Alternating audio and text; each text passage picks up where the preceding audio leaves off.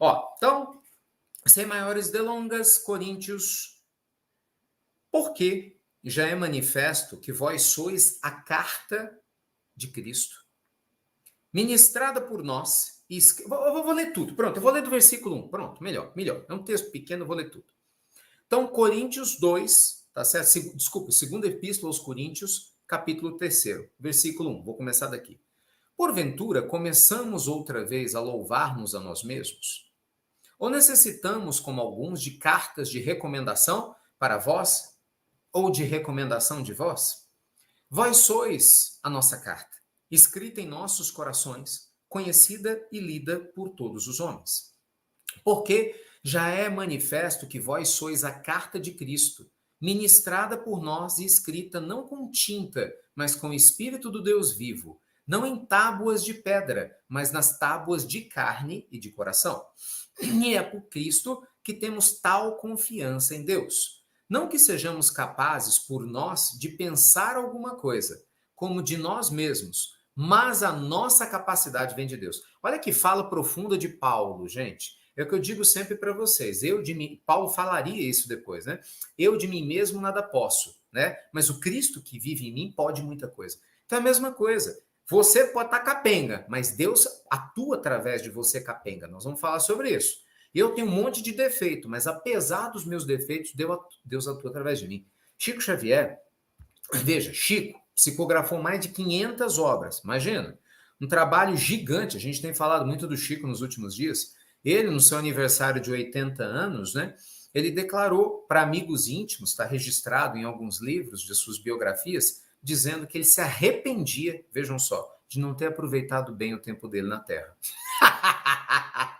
E ele agradecia a Emmanuel e aos bons espíritos que, apesar das deficiências dele, ainda assim fizeram algo de bom, né, e útil para outras pessoas. Olha só, Chico tinha 80 anos, uma vida espetacular, e reconhecia que dentro, né, da autoanálise dele, se não fosse pela generosidade dos bons espíritos, não teria acontecido. Eu ouço um negócio desse, eu dou risada, cara. Eu não vou nem ficar com vergonha, porque é muito além da vergonha, né? Risada. O Chico pensando assim, imagina a gente, Dr. Bezerra desencarnou. A primeira coisa que ele fez quando ele chegou no mundo espiritual foi se arrepender, assim, agradeceu a Deus e tal, mas quando ele começou a refletir sobre a vida, o maior arrependimento que ele teve no mundo espiritual foi não ter feito mais e melhor. Veja, Bezerra de Menezes, quem conhece a história do Dr. Bezerra na Terra, pelo amor de Deus. A gente tem uma palestra sobre a vida do Dr. Bezerra aqui no canal do YouTube, né, que nós fizemos no Natal do ano retrasado. Assistam. Se você não conhece a história de Bezerra de Menezes, é linda e emocionante. Assista, vocês vão gostar muito. A gente conta parte da história dele na Terra e no mundo espiritual. Esse benfeitor maravilhoso. Só procurar Bezerra de Menezes, Ricardo Mello, Evangelho, vocês vão achar no YouTube. Então você vê gigantes como Chico Bezerra, chega e fala assim, meu Deus, apesar dos meus defeitos, Deus me usou como instrumento para fazer coisa boa. Então veja, o apóstolo Paulo naquela época já estava dizendo isso no versículo 5. Ó, não que sejamos capazes por nós mesmos de pensar alguma coisa, como de nós mesmos, mas a nossa capacidade vem de Deus. Então, de novo, não duvide de você. Não duvide da sua capacidade de se ajustar, de amadurecer e de ser um instrumento na mão perfeita de Deus, para que a beleza se faça. Você seja um pincel que obras-primas sejam registradas em telas da vida, né? Você seja um grande Stradivarius divino. Stradivarius é o nome, né, do violino mais caro, mais perfeito do mundo, né? Os violinistas querem muito um Stradivarius, né? Um violino custa 5 milhões de dólares, só para você ter ideia, um violino, um Stradivarius. Então imagina, você pode ser um Stradivarius de Deus. Você pode ser um instrumento cada vez melhor para Deus performar através de você a mensagem dele, né? Com a tua família, com teus vizinhos, com as pessoas que estão do seu lado. Então isso é muito importante. Mas aí vem o versículo 6, que é onde eu quero estudar mesmo hoje o Evangelho. Aí já vem o versículo 6, o qual nos fez também capazes de ser ministros de um novo testamento. Não da letra, não da letra, mas do Espírito, porque a letra mata e o Espírito vivifica. Opa! Vou voltar aqui. Vamos de novo, para ninguém se perder.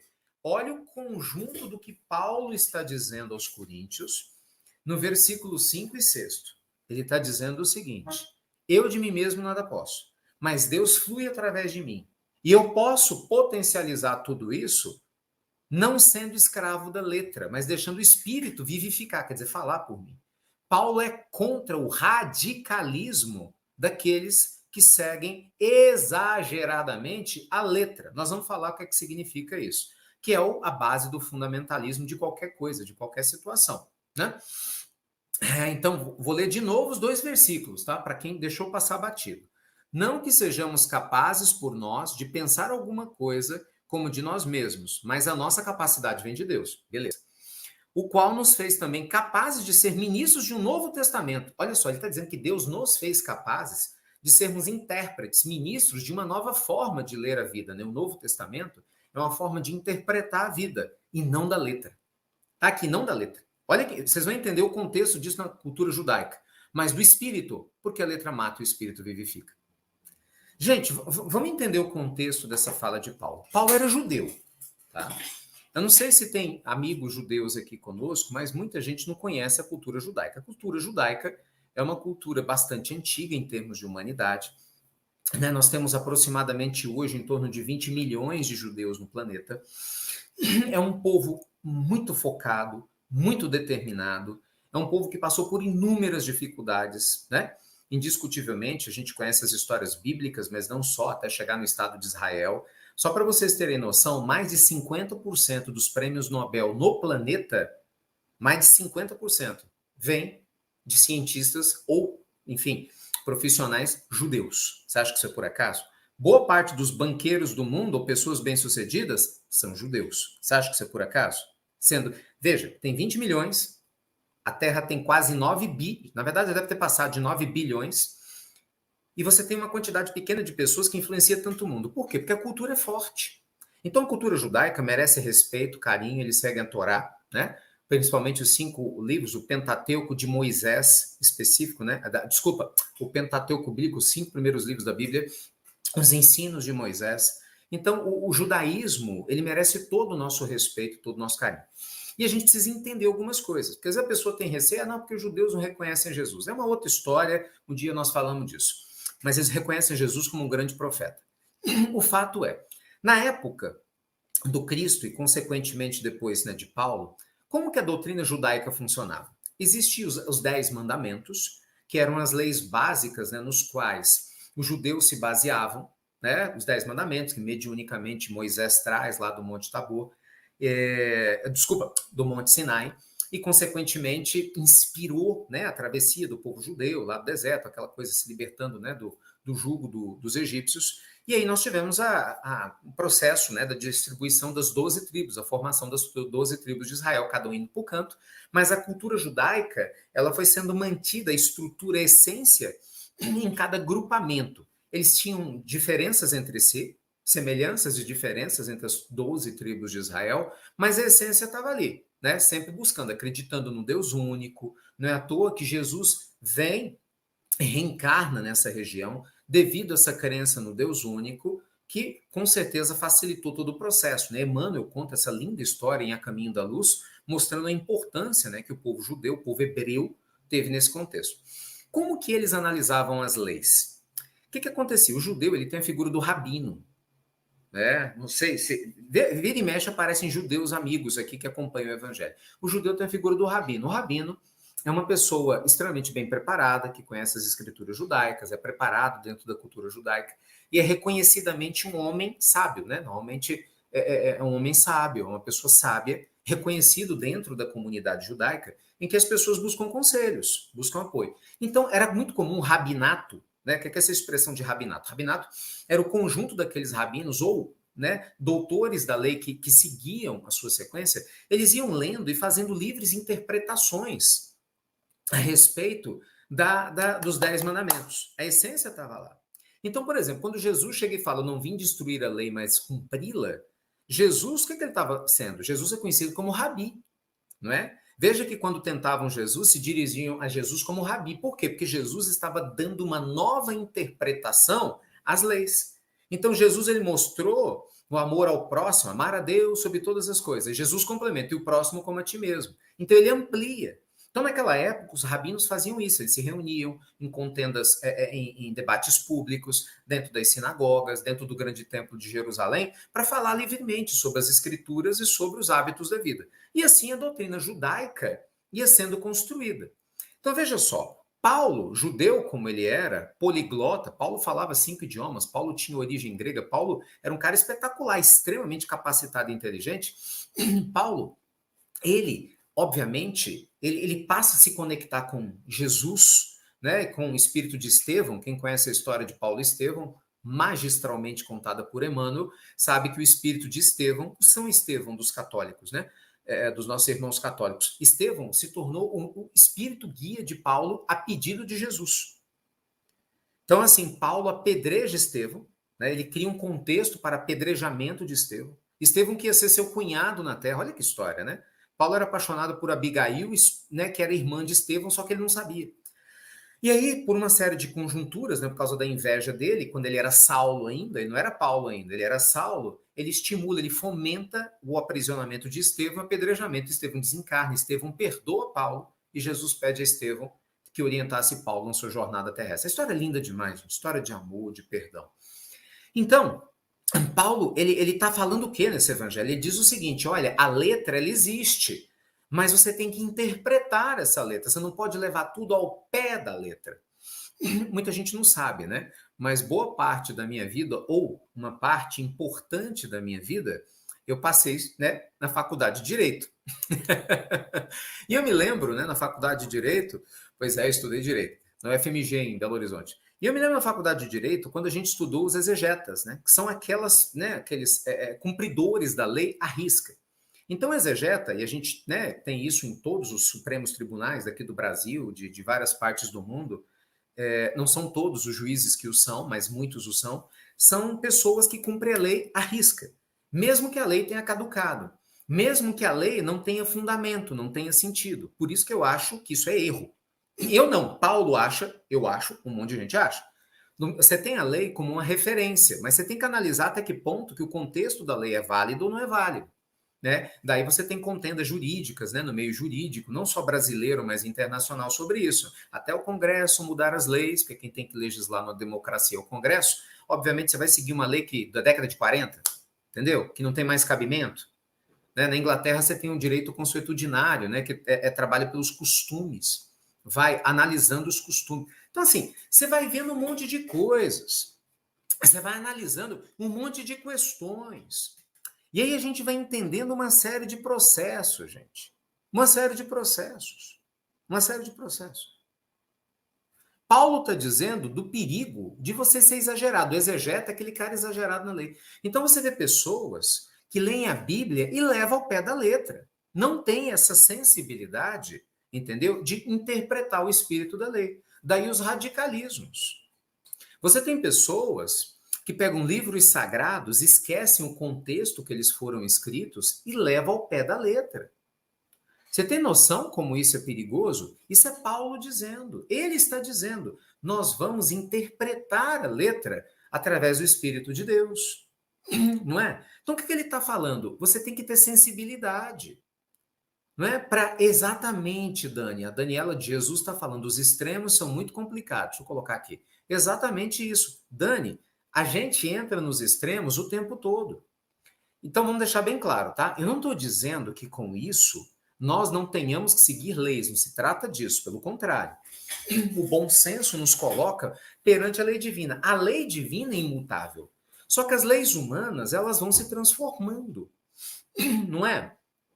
E, consequentemente, elas vão mudando. Eu vou dar um exemplo para vocês. Aqui no Brasil, vocês mulheres, as mulheres um pouco mais velhas sabem disso. Até o finalzinho da década de 70, a mulher estava perdida pelo Código Civil em relação a casamento, a divórcio. Mulher não tinha espaço. Não é? A mulher votar, o sufrágio universal aqui no Brasil, historicamente, ele é recente. Então, veja, e aí? A lei vem mudando, graças a Deus a lei vem mudando, né? Você tem países que a mulher não vota. Então, você entende? Isso é a lei humana. A lei humana ela é falha. Então, a gente tem que tomar muito cuidado com isso, né? Com esse processo. e analisar o que faz sentido para você. Então, gente, uma coisa que eu quero chamar a atenção para vocês é que todos os grandes mestres espirituais, eles não se apegaram à letra da lei da sua época. Eles foram além da tradição na qual eles estavam inseridos e foram perseguidos por causa disso. Porque eles preferiram se conectar com Deus, com o espírito que Paulo falou. Quer ver um exemplo? Vamos começar por Sócrates.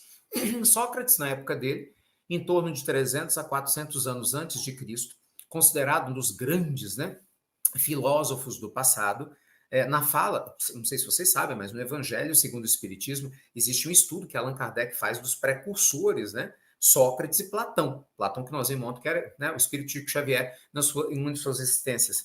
Então, assim, Sócrates foi um espírito gigante na sua época. Ele ensinava as pessoas a questionar, a pensar. O livro Fédon, maravilhosamente escrito, né? O Platão conta o diálogo de Sócrates, Sócrates na prisão. Sócrates, naquela época, fazia menção à reencarnação, fazia menção à vida após a morte. Nós estamos falando de 2.400 anos atrás. Vocês já leram Fédon? Fédon você acha para poder ler, é um livro clássico de Platão, maravilhoso. Um livro fininho que vale a pena todo mundo ler. E aí, você veja só, Sócrates foi condenado a beber cicuta, à morte, pelos gregos. Quem condenou Sócrates não foram os atenienses onde ele morava, não foram os espartanos, né? Na época, Atenas e Esparta viviam em guerra, né? Não foram os espartanos, né? Não foi um povo estrangeiro que invadiu Atenas e bora matar Sócrates, não. Foram os radicais do seu próprio povo que não aceitaram que ele, Sócrates, enxergava além. Porque ele estava estimulando as pessoas a questionar a ordem vigente e a ter bom senso, ao invés de serem exagerados. Você consegue perceber como isso é importante? Aí nós vamos passar um pouquinho de tempo. Bora pegar um contexto na mesma linha? Jesus. 400 anos depois, mais ou menos, Jesus na Palestina. Jesus nasceu judeu. Jesus nasceu judeu.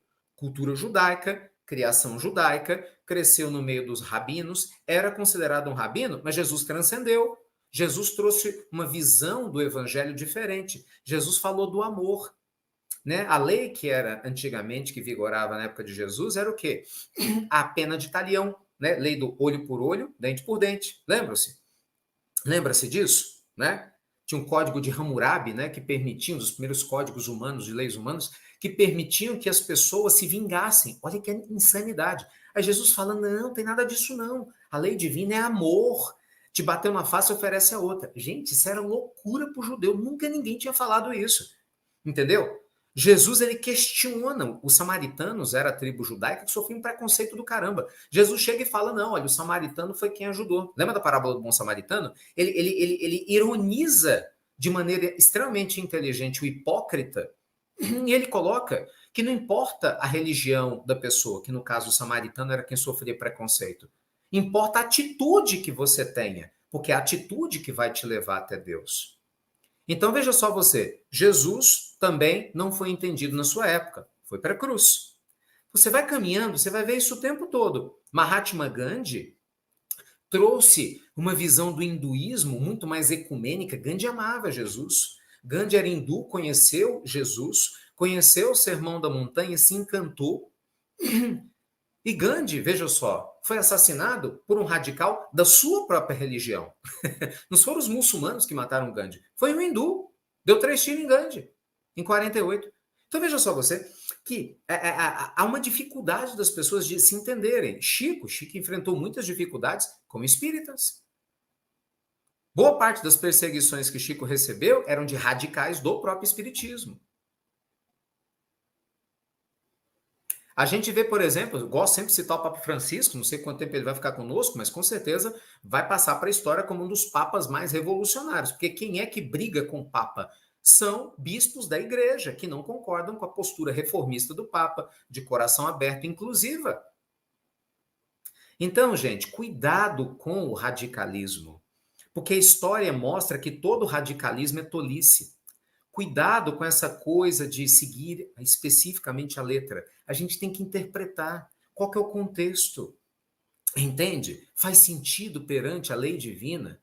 Faz sentido isso? Porque senão você vai ser escravo de livros. Não importa se eles são sagrados ou não. Eles foram escritos numa época, dentro de um contexto, com uma interpretação. Você tem que ter bom senso e tirar o espírito da letra. Não sou eu que estou falando, é o apóstolo Paulo. Naquela época ele já sabia disso. E ele ainda diz mais: interprete o espírito da letra de Deus através de você.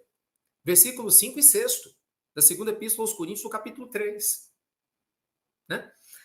Então, assim, o amor, ele é a linguagem pela qual nós não vamos errar.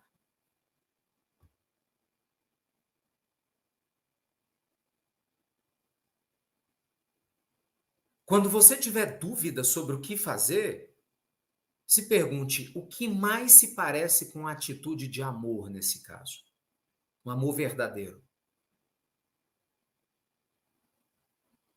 Se Jesus estivesse no meu lugar, por tudo que eu conheço do Cristo, o que provavelmente ele faria?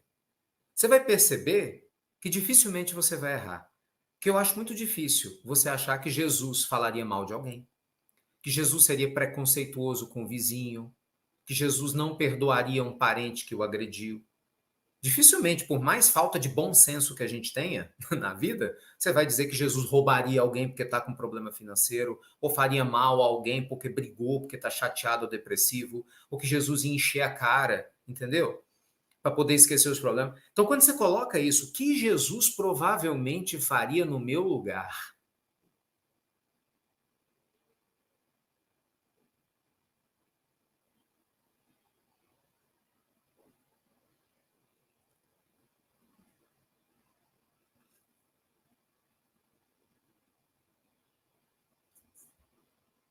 Você vai descobrir que você pode sentir essa inspiração que o apóstolo Paulo diz, do Espírito te vivificando, te usando como um instrumento divino, a qualquer momento, desde que a gente estabeleça essa conexão.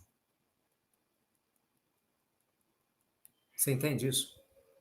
Nós precisamos estabelecer a conexão.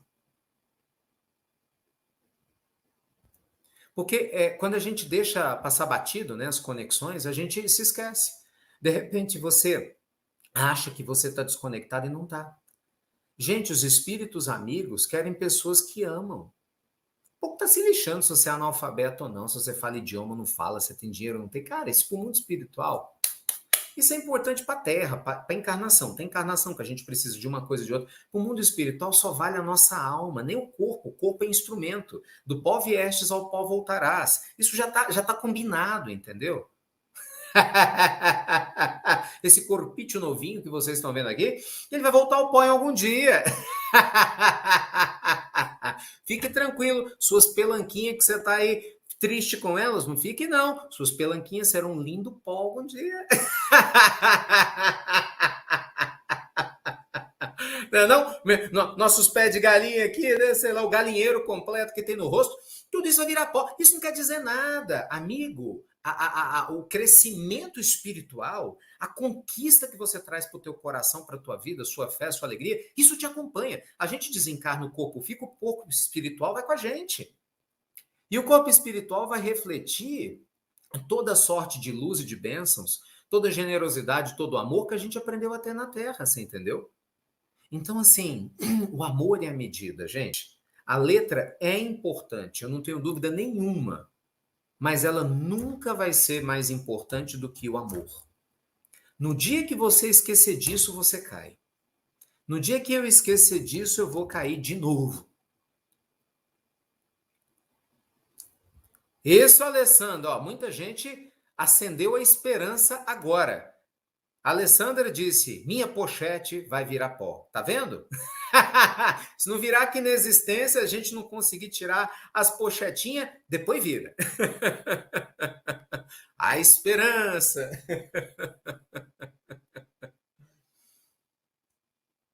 Eita, meus amigos. Profundo. Ai, ai, muito profundo.